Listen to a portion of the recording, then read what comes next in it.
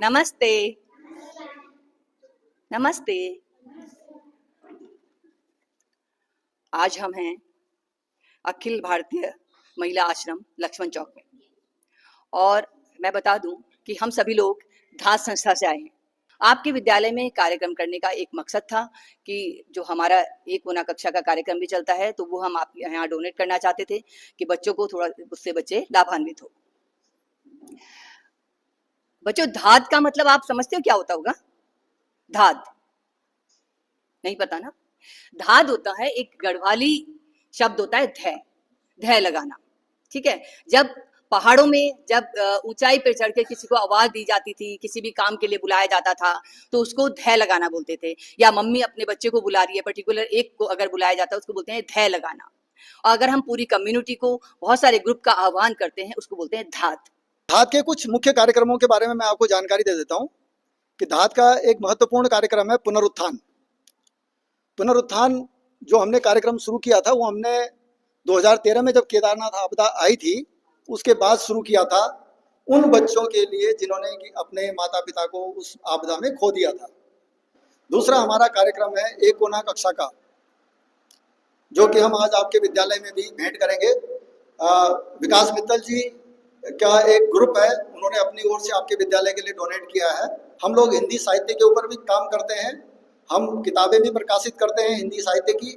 हम लोग मातृभाषा के ऊपर भी काम करते हैं, जो उत्तराखंड की भाषाएं हैं, गढ़वाली, कुमाऊनी, जौनसारी, बंगाणी, बहुत सारी भाषाएं हैं, हम उनके ऊपर भी काम करते हैं। उनके ऊपर भी हमारे अलग अलग एकांश हैं। किस चीज का पौधा लगाया आपने? अपना नाम बताओ पहले। My name is Jaritya, student class 6। मैंने पौधा मिर्च का लगाया। मिर्च का पौधा, वेरी गुड। और किसी ने पौधे लगाए? हरेला मनाए तो पौधे भी लगाए होंगे, लगाए? नाम बताओ पहले। मेरा नाम अंशिका है, मैंने लौकी का पेड़ लगाया। लौकी के पेड़ लगाए थे, वेरी गुड, वेरी गुड। तो हरेला है प्रकृति पर्व, है ना? इस प्रकृति पर्व को हम प्रकृति के साथ ही मनाते हैं। ठीक है, सुनो हरेला का संदेश, सुनो हरेला का संदेश, हरा भरा हो मेरा देश। सुनो हरेला का संदेश, हरा भरा हो मेरा देश। एक और, चप्पा चप्पा हरा करेंगे, हरियाली से धरा भरेंगे। अब ये तो आपको समझ में आएगा कि हमें हरेला क्यों मनाते हैं और हरियाली क्यों चाहिए, ठीक है। लेकिन मैं इसकी वैसी एक बात बताता हूँ कि जैसे हमारा एक दो चीज़ें होती हैं, एक होता है कर्तव्य, एक होता है अधिकार। जैसे कर्तव्य ये है कि हमारा, जैसे आप लोग अपनी कैटेगरी में हो तो आप लोगों का काम है पढ़ाई करना, ठीक है, आपका कर्तव्य वो है, ठीक है। हम लोगों का नौकरी करना है या जो भी हम काम कर रहे हैं, ठीक है। और एक आपका अधिकार है। अब हमारा अधिकार जो है एक प्राकृतिक अधिकार है कि हमें हवा भी चाहिए, पानी भी चाहिए, घर बनाएंगे तो उसके लिए लकड़ी भी चाहिए। तो हम लकड़ी कहाँ से लाते हैं? जंगल काटते हैं, बिल्डिंग बनाते हैं, लकड़ी काटते हैं। तो फिर हमारा कर्तव्य क्या बनता है, हम उसकी भरपाई भी करें, ठीक है। एक तो हरेला को हम ऐसे होते हैं।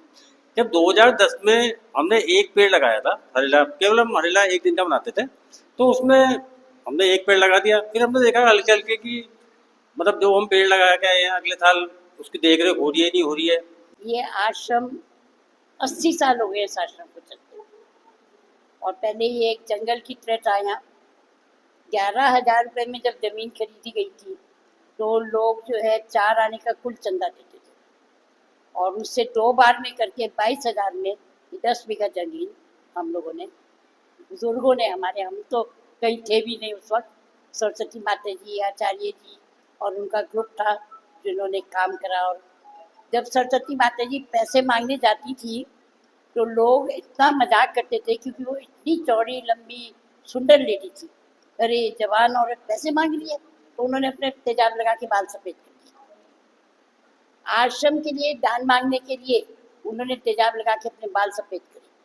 आप उनका समर्पण देखिए, जब तक उनको 1 रुपया नहीं मिल जाता था वो खाना नहीं खाते। इस कार्यक्रम को अपने आश्रम में, इस विद्यालय में कराने के लिए आप सभी लोगों का तहे दिल से शुक्रिया, धन्यवाद।